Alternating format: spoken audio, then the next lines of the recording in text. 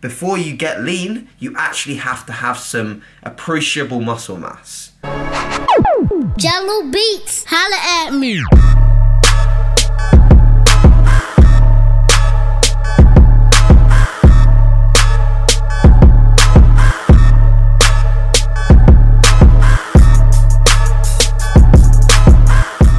Hey guys, so coming at you with a little bit of a different video today. It's not a vlog, it's not a sort of a trip or anything like that. All it is an informative video on a topic that I wanted to discuss, and if we like these, if it gets good feedback, then I'll continue to do them on a more frequent basis. So today, the topic is why you shouldn't be cutting. And I was actually just going to write like a blog post on this and put it up on my website. But I actually enjoy video content. I think that I get my point across more. I get to sort of engage a little bit, move my hands, like all this jazz all over the place. And I just generally enjoy it. I prefer it over typing. So why should you not be cutting? So by cutting, I mean dieting. I mean reducing body fat and getting lean. That's the goal when we're dieting or cutting. And a lot of the time I'm seeing, more often than not, trends with younger individuals. So I'm 21 and the content that I put out on social media tends to attract a younger audience, which is awesome. It's wicked because I think there's still a niche in the idea that there aren't so many coaches that know what they're doing that are my age, that are as young as I am. And that's good because if you young guys or girls find my content before you find or after you found some other content that could be misleading, then at least I will get you on the straight and narrow a little bit more. So I tend to attract younger people, and what I'm seeing is that they feel this pressure, this social media pressure potentially, to be a certain way and look a certain way in terms of their physique. And that general way, or the general aesthetics of nowadays and the general progression of how social media is portraying how you should look, is lean. The old, like, maybe take it back, further back, before we even had social media, the idea of a guy being permanently lean was probably not something that everyone wanted. As a guy, you probably, like, naturally, you just wanted to look big. And I can imagine American high schools and, you know, British secondary school, etc. The goal as a guy was to look big and look jacked, and that didn't come, especially when even I was in secondary school. No one was really thinking, oh, I want to look like Ryan Terry, or I want to look like Steve Cook. Like, no one said that. We didn't really have Instagram, I don't really think. Maybe we did, or didn't really use it at all until later on, definitely. So the pressure wasn't there to look a certain way. And what this allowed us to do is develop our own intrinsic thoughts as to how we want to look and what we want to do. And for me at that stage, you know, I had my own hobbies, and at that time I was really motivated by being big. I just wanted to look large. And I remember wearing hoodies like this. I still do, because I'm still kind of attached to that feeling, and I'll maybe explain that a little bit more psychologically in a bit. But I was attached to the feeling of just looking fucking jacked, looking huge, and that's what I chased. So I chased the idea of gaining weight. I'd get pissed, guys. I'd get so annoyed. I remember coming back from a few weekends away with my family, and like, I'd step on the scale and it'd be down, and I'd be so angry. I'd be like, fuck, like I need to immediately slam the calories. And I did, and the weight would come back. I remember going to a festival as well, Reading Festival, in like 2013. And I came back from that festival after, you know, boozing and drinking. This just showed how fat I was. And obviously it increased energy expenditure from being on my feet all day. I came back and I'd lost like, I think 8 pounds, 9 pounds. And that just shows how fat I was, really, because I ate shit and came back and lost weight. But I just remember being really annoyed at that. And my main goal as a young person back then was to eat a lot, eat frequently, eat high protein. My protein was probably too high. Strong stomach distress. I was always bloated. I always had stomach issues. That's probably why.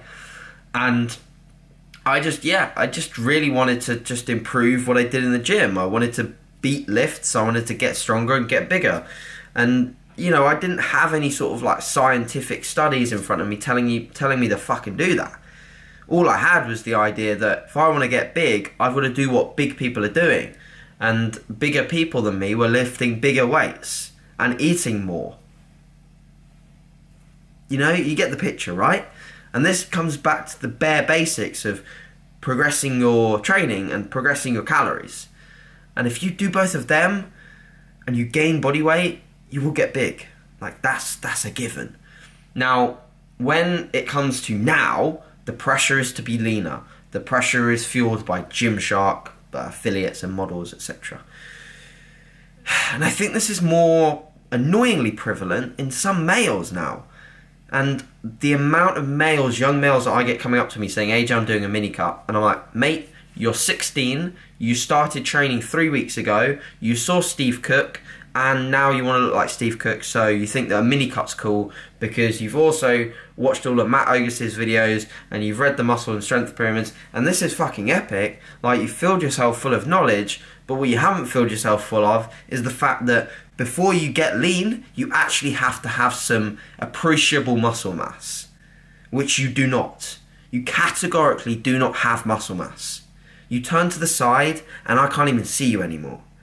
You need to develop muscle mass to look good when you diet down. And not enough people spend enough time doing this. Revert back to what I just said. I spent 2 years, at least 2 years, eating and growing. Just eating and growing, rinse and repeat, and just enjoying myself. And that process was fun. And I almost feel like now, sometimes, when I go into gaining phases, there's still a bit of pressure as to how I look. I've lost touch with that sometimes, and I've really enjoyed myself and just focused on my training, but I still do think there's more pressure now on how I look than there was previously. And that's normal. It's going to come with growing social media and having a presence. But as a young guy, this is more guy related because obviously girls I'll move on to in a second, but more guys, like, you should just spend time growing, please. And don't worry about the pressure of the way that you've got to look, or that someone looks a certain way on social media, or that I look a certain way on social media. Just remember that your project is yourself. And for the same reason, I totally understand if you want to stay leaner. So if you're coming to me and you're 17, 18, and you're telling me I don't want to bulk, I don't like the idea, I just want to stay lean, and I'm happy with that. If you're happy with that, cool. If you want to build more muscle mass or maximum muscle mass, you've got to get comfortable with feeling a little bit uncomfortable, all right? And that's going to come over time. So getting comfortable with being uncomfortable in gaining phases is normal. I've gone past phases last year where I was uncomfortable and I was like, fuck this. Mini cut immediately. And then you come back to yourself, you come alive again, and you're like, okay, no shit, like, I should actually just not mini cut because I've got more time, I've got more potential. Now girls with me and the ones that I work with, again, there's pressures. I think the pressures in the fitness industry are more correlative to girls wanting to get on stage. I don't see this so frequently with guys. I think guys have a better idea as to the length of time needed before they step on stage. They have an idea of the appreciable muscle mass you need to have. Whereas girls, with the bikini category, is a category where, I'm not going to be harsh here, but some of the girls that you see winning look like they don't even lift. And some is the biggest word I want to put on that. Because I know plenty of bikini girls that look fucking epic and place second, third, fourth. I know of plenty. And I know there's so many bikini girls that have spent a long time building a very appreciable muscle mass, probably more muscle mass than the 16-year-old I mentioned earlier. And they look sick. They look awesome. And I'm a big fan of the bikini class. Because I think that they do really put in a huge amount of effort to build those physiques. So with the girls, the idea of building that amount of muscle mass will take longer. The ability for some females to lay down tissue is a very, very slow process. It's correlative and it's also relative to their body weight. So in actual fact, there has been some argument to say that lean body mass relative to their body weight is actually built at pretty similar rates as males. It's just it comes on in a fashion that is again quite slow to notice.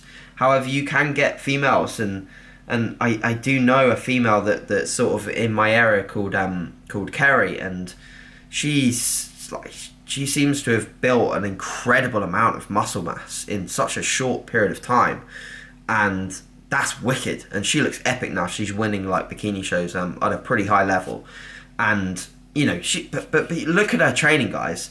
Like, she trains her fucking ass off, and I think that's what a lot of girls don't get, is that the bikini girls that are doing really well, they train fucking hard and they're very smart in their approach.